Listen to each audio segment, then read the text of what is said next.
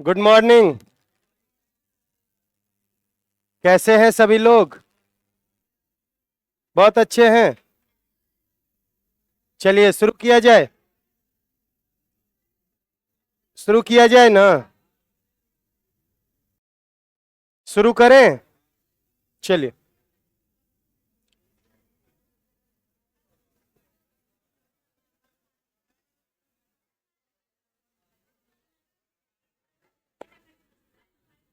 कहां तक हुआ था?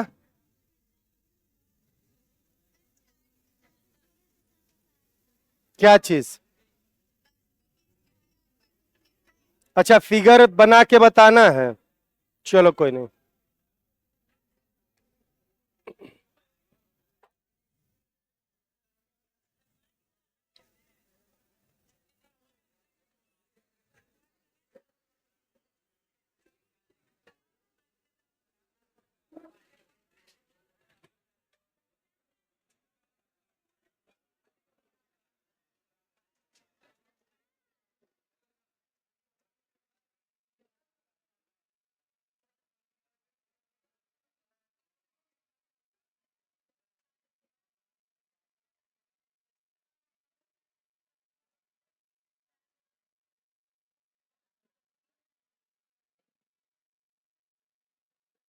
अवतल दर्पण द्वारा प्रतिबिंब का निर्माण। यही ना है। पहला, जब वस्तु अनंत पर हो। दूसरा, जब वस्तु अनंत और वक्रता केंद्र के बीच में हो। तीसरा, जब वस्तु वक्रता केंद्र पर हो। चौथा, जब वस्तु वक्रता केंद्र और फोकस के बीच में हो। पांचवा, फोकस और ध्रुव के फोकस पर हो। और छठा, फोकस और ध्रुव के बीच। ठीक है। आपको बोले इसमें से दो ज्यादा इंपॉर्टेंट है।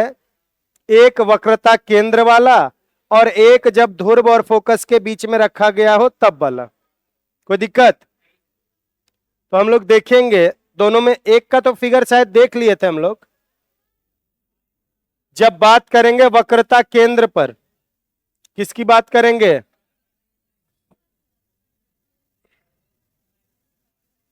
यहां पर हमारा ध्रुव है, यहां कहीं फोकस है, यहां कहीं वक्रता केंद्र है।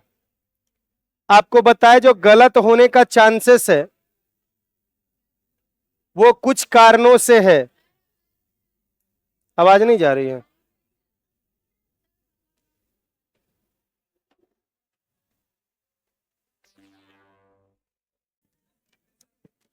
पहला जो स्थिति था कि वस्तु को रखा गया है वक्रता केंद्र पर, तो प्रतिबिंब को भी कहां बनना है? कैसा बनना है? वास्तविक उल्टा और वस्तु के बराबर। तो अगर इसमें चित्र बनाना है तो उसमें आप तरीका ये अपनाएंगे। वस्तु को रख लिए सपोज 3 सेंटीमीटर का।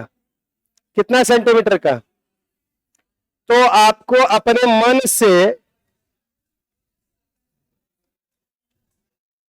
प्रतिबिंब भी बना लेना है कई सेंटीमीटर का, क्योंकि नियम तो हमको पता है कि बराबर ही बनने वाला, यहीं पर बनने वाला है। अब क्या करेंगे, यहां से एक किरण निकालेंगे, यहां से एक किरण निकालेंगे। ठीक है। और उसके बाद इस वाले बिंदु को इस वाले बिंदु से स्केल को रख के मिला देंगे।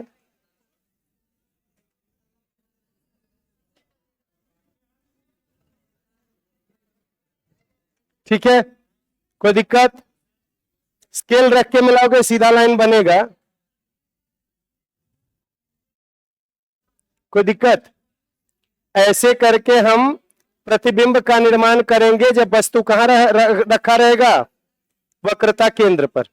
ठीक है। अब आ जाते हैं कि वस्तु को हम रख देते हैं फोकस और ध्रुव के बीच में।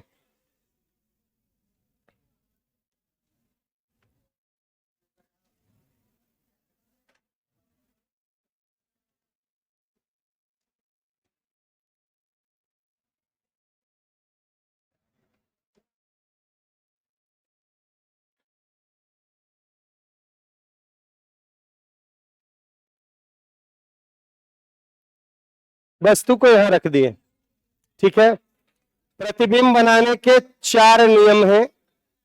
देखो चारों में से कौन सा 2 या 3 नियम यहां पर काम करेगा। सबसे पहला, एक किरण जो प्रधान अक्ष के समांतर जाएगी, कहां से होके आएगी? फोकस से होके आएगी, आएगी ना। दूसरा, फोकस से तो कोई किरण जा नहीं सकती है, यहां फोकस से कोई किरण जा पा रही है? तो अब हम लेके कहां से जाएंगे? वक्रता केंद्र से। कहां से लेके जाएंगे? तो वक्रता केंद्र से जो किरण जाती है वो अपने ही रास्ते पर क्या हो जाती है? लौट जाती है। ठीक है ना। यह बात तो तय है कि इधर इसकी दूरी बढ़ते जा रही है तो इधर तो ये मिलेगा नहीं, तो मिलेगा किधर? पीछे की तरफ बढ़ाने पर। और दर्पण के पीछे जब भी बढ़ेगा तो डॉटेड लाइन बढ़ेगा। जहां पर भी ये एक दूसरे से मिलेगा वहीं पर प्रतिबिंब बनेगा। और कैसा प्रतिबिंब बनेगा? काल्पनिक प्रतिबिंब बनेगा। अब देखो ये जो प्रतिबिंब है वो कैसा है? काल्पनिक है। और काल्पनिक है तो सीधा भी है, और साथ में क्या है? वस्तु से बड़ा है ना। तो ये चीज का ध्यान रखिएगा कि वस्तु से बड़ा वाला जब प्रतिबिंब बनेगा और काल्पनिक बनेगा तो दर्पण कौन सा होगा? अवतल। कौन सा होगा? अवतल। अब हम लोग बात करते हैं उत्तल का। दर्पण कौन सा ले लेते हैं? आपको बताए थे कल कि इस पर सारा ऑब्जेक्टिव क्वेश्चन करेंगे, तो सारा फिगरवा देख लेंगे तब ना। इसका मान लीजिए कि ध्रुव कहीं यहां है, फोकस इधर है, वक्रता केंद्र इधर है। ठीक है। अब क्या करेंगे? वस्तु को कहीं भी रखो, इधर यहां पर कहीं देखो अनंत है, और यहां पर हमारा क्या है? ध्रुव है। तो इधर हम कहीं भी वस्तु को रखेंगे तो इसको अनंत और ध्रुव के बीच ही बोला जाएगा, नहीं बोला जाएगा, क्योंकि इधर तो और कुछ है नहीं। तो आप कहीं भी वस्तु को रख दीजिए, यहां रख दिए। ठीक है। अब नियम क्या कहता है कि एक किरण प्रधान अक्ष के समांतर आएगी और वो फोकस से निकलती हुई प्रतीत होगी, क्योंकि दर्पण कौन सा है? उत्तल। तो फोकस से निकलती हुई प्रतीत जैसा कुछ बनाओ।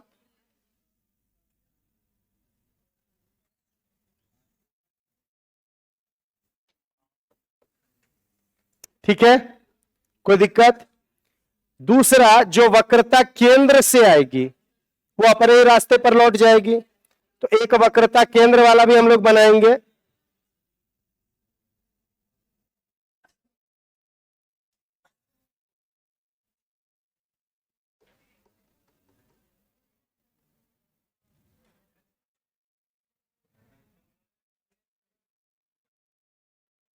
ये वक्रता केंद्र वाला है,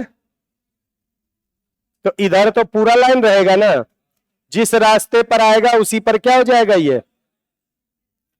ये दोनों देखो एक जगह आके काटा, कहां पर? दर्पण के पीछे। तो यहां क्या बनने वाला है? प्रतिबिंब। अगर इसका नाम ए बी दे दो तो इसका नाम आ जाएगा ए डैश,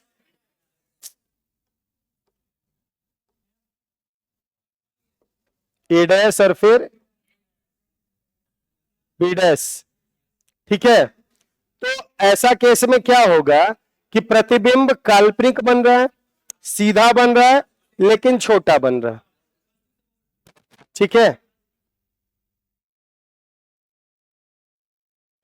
अब यहां पर एक नॉर्मल सा बात है कि हम 3 प्रकार का प्रतिबिंब अभी तक देखे हैं, मतलब 3 प्रकार के दर्पण से प्रतिबिंब का निर्माण देखे हैं। एक समतल दर्पण से देखे हैं, तो समतल दर्पण का जो प्रतिबिंब है वो काल्पनिक होता है, लेकिन वस्तु के बराबर होता है और सीधा भी होता है।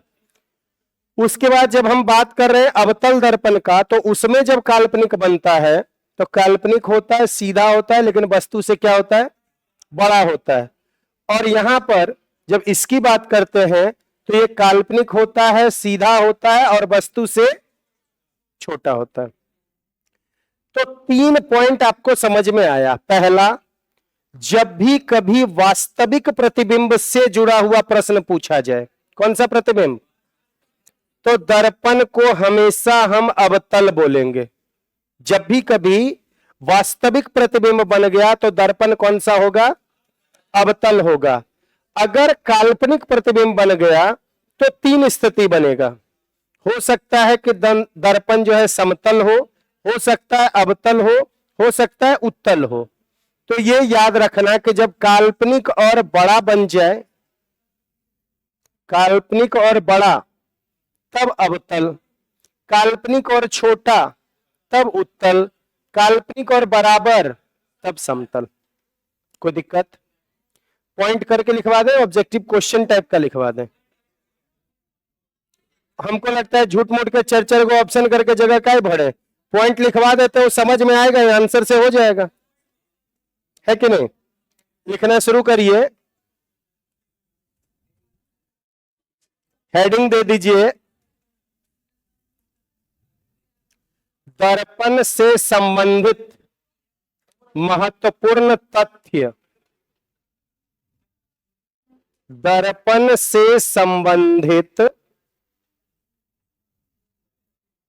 दर्पण से संबंधित महत्वपूर्ण तथ्य, important facts related to mirror.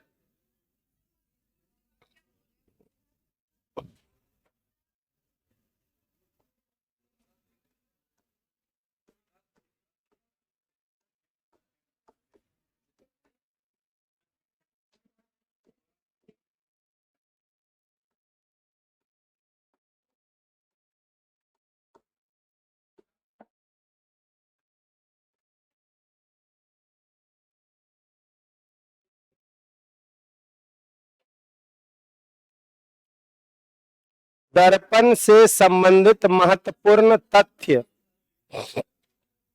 Important facts related to mirror. हो गया। पहला लिखिए, यदि किसी दर्पण द्वारा, यदि किसी दर्पण द्वारा बनने वाला प्रतिबिंब, यदि किसी दर्पण द्वारा बनने वाला प्रतिबिंब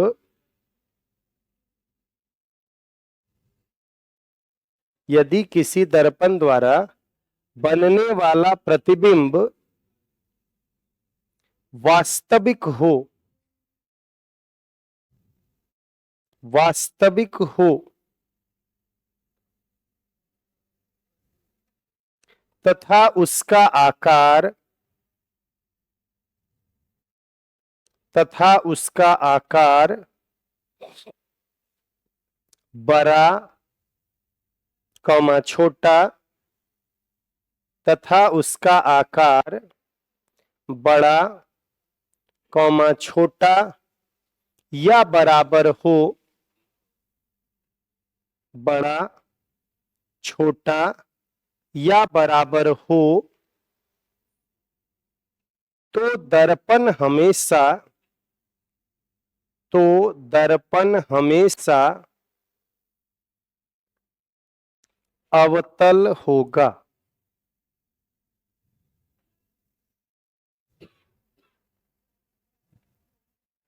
तो दर्पण हमेशा क्या होगा, हम लोग देखे थे कि प्रतिबिंब छोटा भी बना है, बराबर भी बना है और बड़ा भी बना है, तीनों देखे है ना। दूसरा फैक्ट, दूसरा तथ्य, यदि प्रतिबिंब, यदि प्रतिबिंब, यदि प्रतिबिंब काल्पनिक बन रहा हो, यदि प्रतिबिंब काल्पनिक बन रहा हो, तो निम्नलिखित तीन स्थितियां, काल्पनिक बन रहा हो तो निम्नलिखित तीन स्थितियां निम्नलिखित 3 स्थितियां हो सकती है। निम्नलिखित 3 स्थितियां हो सकती है। नंबर 1, प्रतिबिंब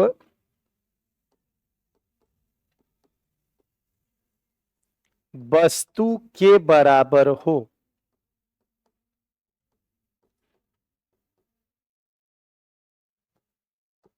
प्रतिबिंब क्या है? वस्तु के बराबर हो। प्रतिबिंब वस्तु के बराबर हो। पहला स्थिति दे दिए, नीचे लिखिएगा इसमें दर्पण हमेशा समतल होगा। इसमें दर्पण हमेशा क्या होगा? समतल होगा।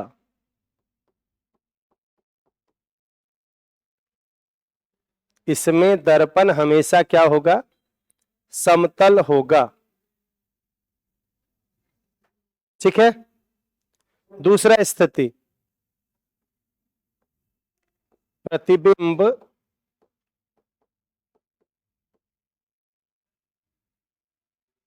दूसरा, प्रतिबिंब वस्तु से छोटा हो।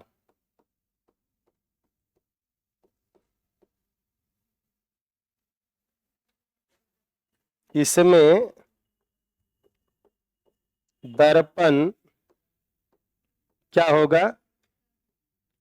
उत्तल होगा।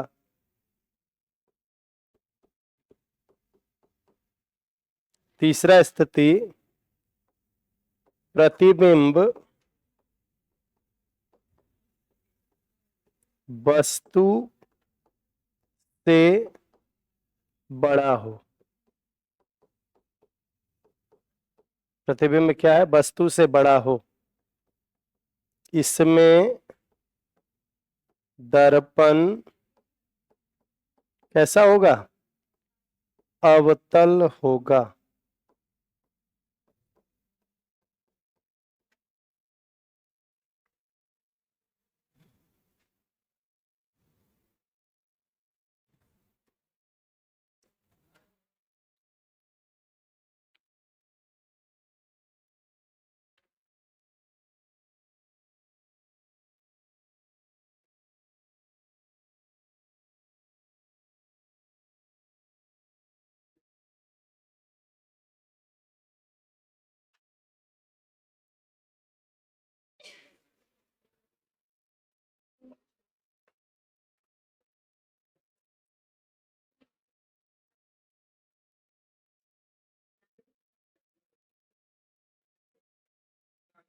हो गया?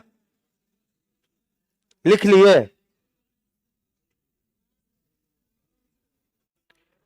अच्छा, ये जो गोला किए इसको थोड़ा ध्यान से देखो तो कुछ दिखाई दे रहा है क्या? क्या?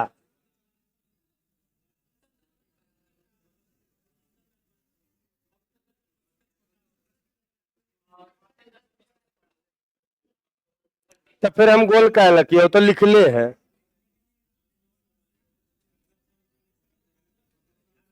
ये जो गोल किए हैं इसके आधार पर आप अपना कोई ट्रिक डेवलप कर सकते हैं याद रखने के लिए। क्या? बोलिए ना।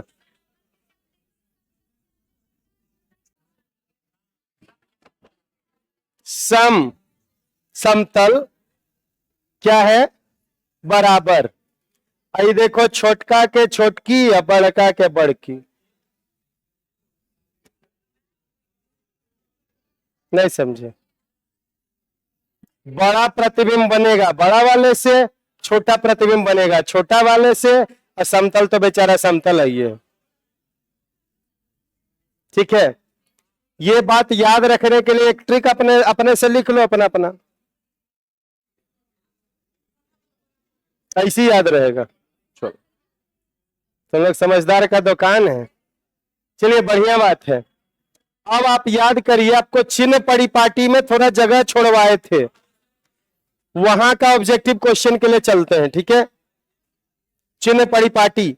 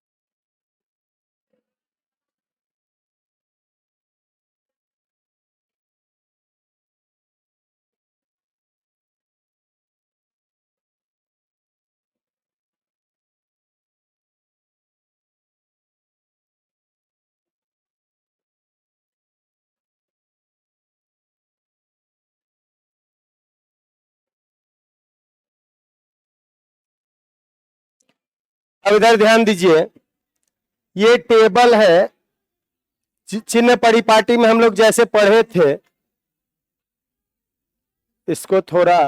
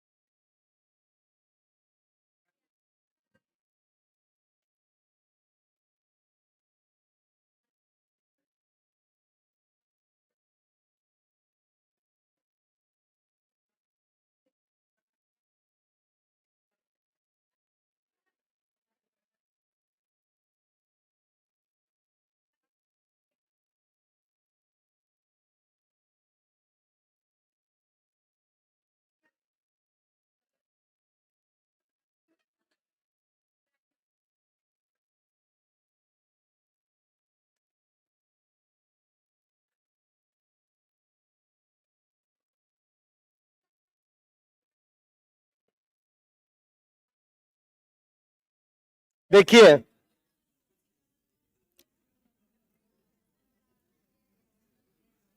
कौन सी हो रहा है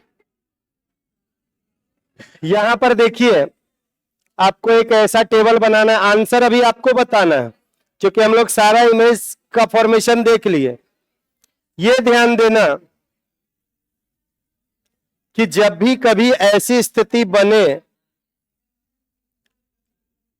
बात है वस्तु की ऊंचाई का, वस्तु की, हालांकि वहां पर आपको दो नोट हम लिखवा दिए हैं कि वस्तु की ऊंचाई सभी के लिए कैसी होती है, धनात्मक, और वस्तु की दूरी सभी के लिए कैसी होती है। तो यहां पर सब के लिए ये धनात्मक ऋणात्मक से बड़ी ऑब्जेक्टिव पूछता है, ठीक है। और वस्तु की दूरी हमेशा क्या होती है, इसमें तो कुछ सोचना ही नहीं है, मतलब यहां तक के टेबल को क्या कर दो, एक तरह से सेपरेट कर दो। यहां तक का तो हम लोग पहले ही पढ़ चुके हैं। अब यहां देखना प्रतिबिंब की दूरी, क्या देखना है,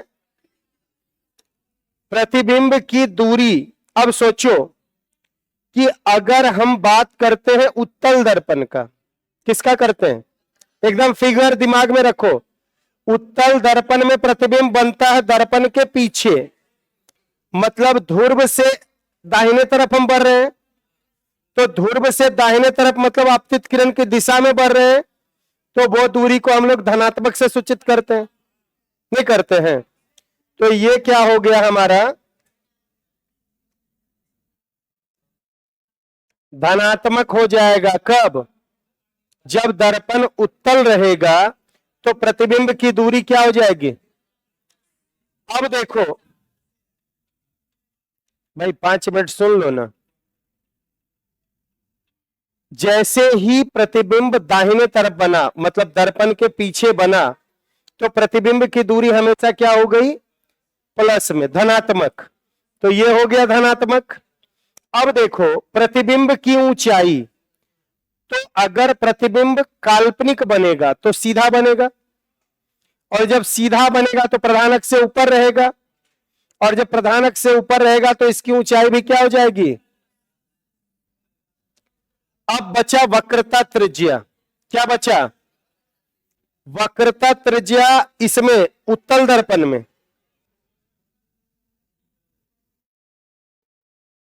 यह है ना, वक्रता त्रिज्या कौन तरफ है, दाहिने तरफ, फोकस दूरी भी किधर है, इसका मतलब कि इसका वक्रता त्रिज्या भी प्लस, इसका फोकस दूरी भी प्लस, कोई दिक्कत।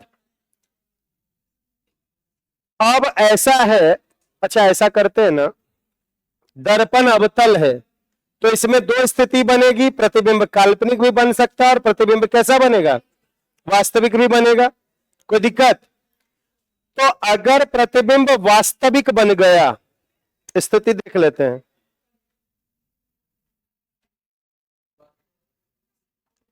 प्रतिबिंब यहां देखो वास्तविक बन गया, ठीक है। तो प्रतिबिंब वास्तविक बन गया तो प्रतिबिंब की, वस्तु की ऊंचाई तो प्लस, अच्छा वस्तु की दूरी बायां तरफ है तो ये तो माइनस, ये कंफर्म है। प्रतिबिंब भी कौन तरफ है, बायां तरफ ही है, तो प्रतिबिंब की दूरी भी, अच्छा प्रतिबिंब कौन तरफ है, नीचे, प्रधान अक्ष से नीचे, तो प्रतिबिंब की ऊंचाई भी, वक्रता त्रिज्या ये तरफ है ना, माइनस फोकस दूरी माइनस। इसका मतलब जब हम बात करते हैं कि प्रतिबिंब वास्तविक हो तो यहां प्रतिबिंब की दूरी भी क्या हो जाएगी, ऋणात्मक, प्रतिबिंब की ऊंचाई भी क्या हो जाएगी, ऋणात्मक, वक्रता त्रिज्या भी ऋणात्मक, फोकस दूरी भी ऋणात्मक, क्लियर है। अब जब प्रतिबिंब कैसा बन रहा है, काल्पनिक, ये है ना, ये वाला कैसे प्रतिबिंब काल्पनिक बन रहा है, किस दर्पण से, अवतल दर्पण से। यहां पर देखना वस्तु की ऊंचाई ऊपर की तरफ है प्लस वस्तु की दूरी इस तरफ है माइनस प्रतिबिंब की दूरी इस तरफ है प्लस प्रतिबिंब की ऊंचाई प्लस वक्रता त्रिज्या फोकस दूरी, पहुंच जाओ। जब प्रतिबिंब काल्पनिक है तो प्रतिबिंब की दूरी क्या हुई थी? धनात्मक। प्रतिबिंब की ऊंचाई भी धनात्मक। वक्रता त्रिज्या ऋणात्मक।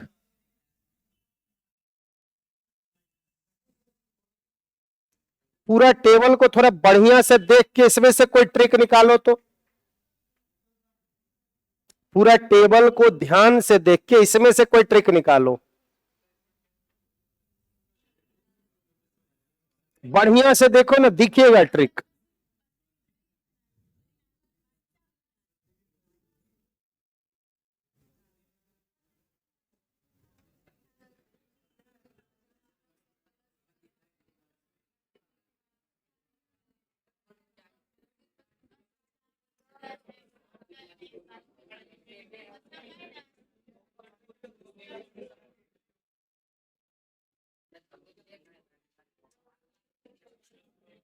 जो ट्रिक बनाए वो बताइए, क्या क्या ट्रिक बनाए?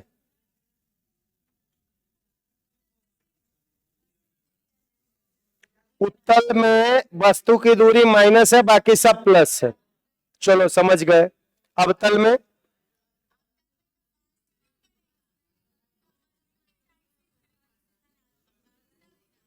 ठीक है,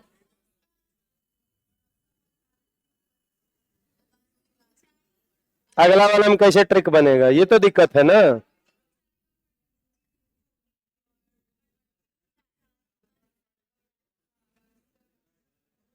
बाकी सब है, ये कह गो है, 3 गो प्लस 3 गो माइनस है, कैसे बोलेंगे? कौन 3 गो?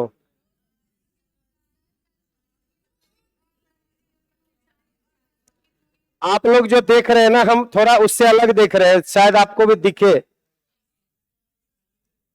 देखिए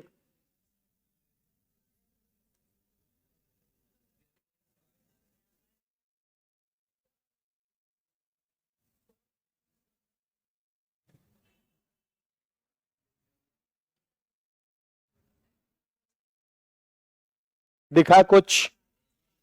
क्या दिखा? प्लस कब? अरे इसमें तो हमेशा काल्पनिक ही ना बनता है। तो जब भी प्रतिबिंब काल्पनिक हो, जब भी प्रतिबिंब काल्पनिक हो तो प्रतिबिंब की दूरी और प्रतिबिंब की ऊंचाई, और जब भी प्रतिबिंब वास्तविक हो तो प्रतिबिंब की दूरी और प्रतिबिंब की ऊंचाई।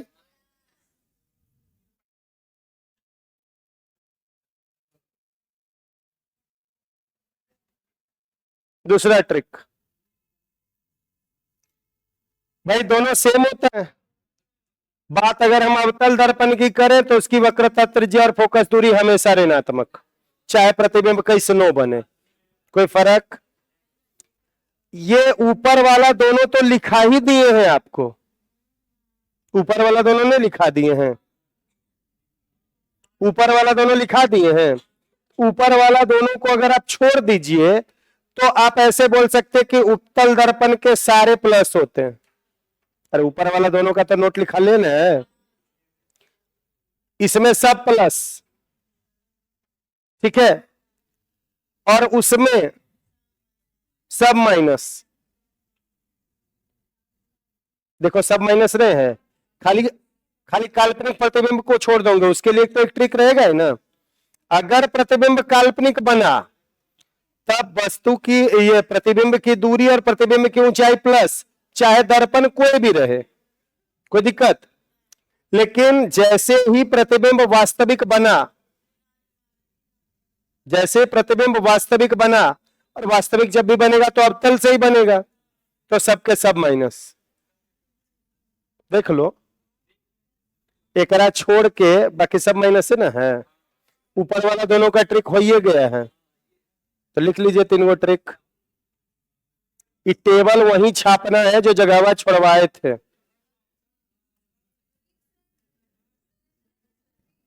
हाँ, ट्रिकवा नीचे नहीं लिखिएगा।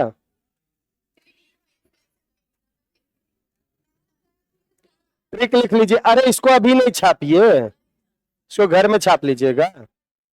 नीचे ट्रिक लिख लीजिए।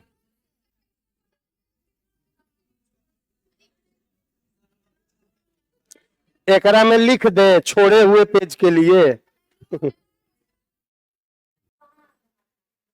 सभी दूरियां धनात्मक होती है।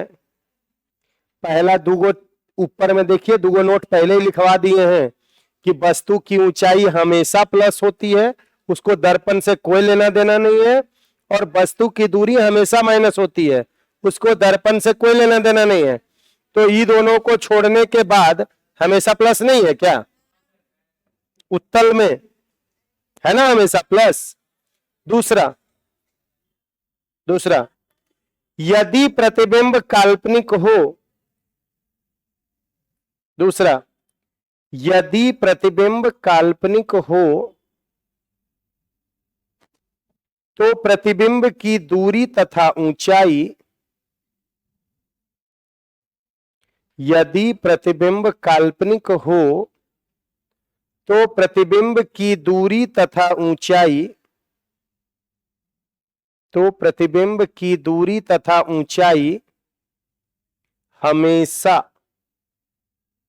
धनात्मक होती है। हमेशा धनात्मक होती है। हो गया।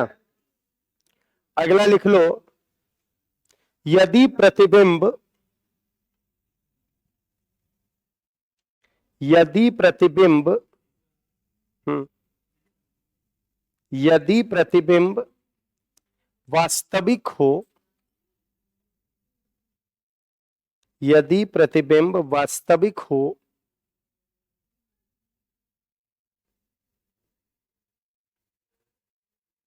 यदि प्रतिबिंब वास्तविक हो तो सभी दूरियां ऋणात्मक होती है।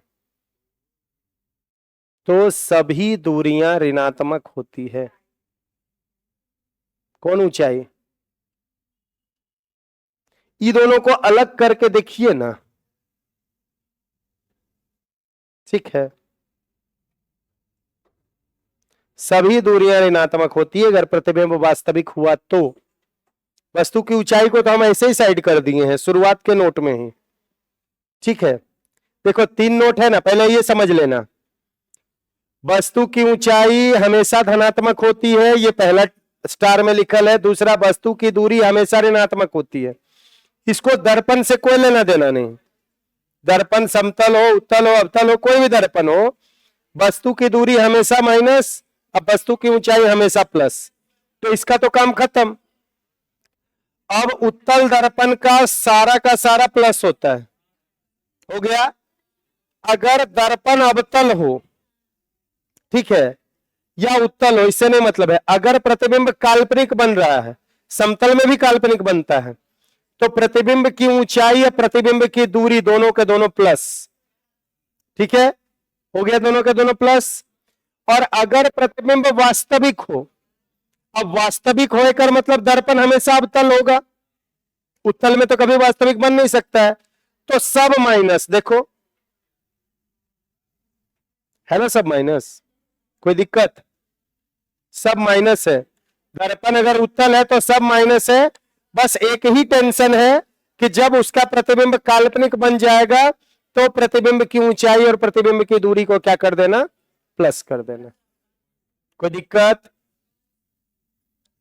ठीक है, तो कुछ ऑब्जेक्टिव क्वेश्चन यहां से पूछे। अच्छा, हो सकता है ना आपको बहुत घुमाए फिराए क्वेश्चन में। क्वेश्चन देंगे तो पता चलेगा। आपको पूरा कहानी सुनाएगा और पूरा कहानी सुनाने के बाद पूछ लेगा कि बताइए कि ये उत्तल दर्पण से प्रतिबिंब का आकार क्या होगा। या शुरुआत में बोल देगा कि दर्पण उत्तल है और पूरा कथा कहानी आपको सुना देगा वास्तविक प्रतिबिंब वाला, और लास्ट में बोलेगा कि बताइए कि ये निर्माण कहां पर होगा। तो फिर एक लाइन में बोलना होगा ही नहीं भैया।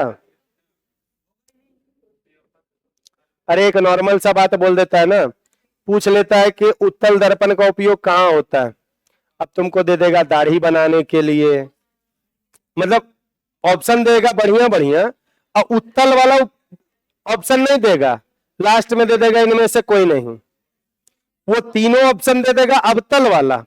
आप भी सोचिएगा कि नहीं अवतले वाला ठीक है, क्योंकि आप पढ़ के गए ना क्वेश्चन में, अगर जल्दी जल्दी में पढ़ रहे हैं तो उत्तल से पता नहीं चल रहा है।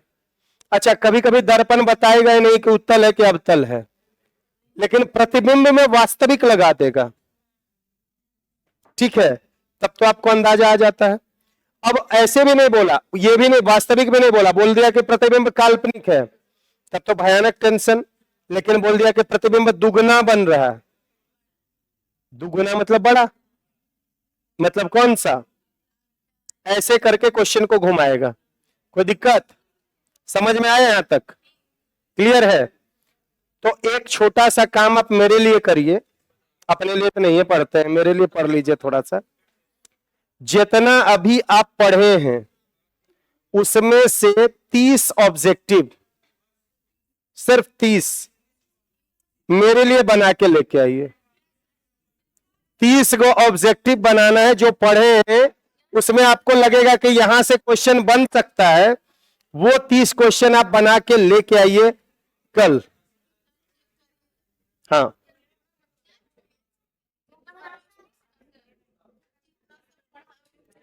जितना पढ़ा है उससे बाहर नहीं, ऑप्शन आपसे आ पाए तो ठीक, नहीं आ पाए तो डायरेक्ट आंसर लिख दीजिएगा।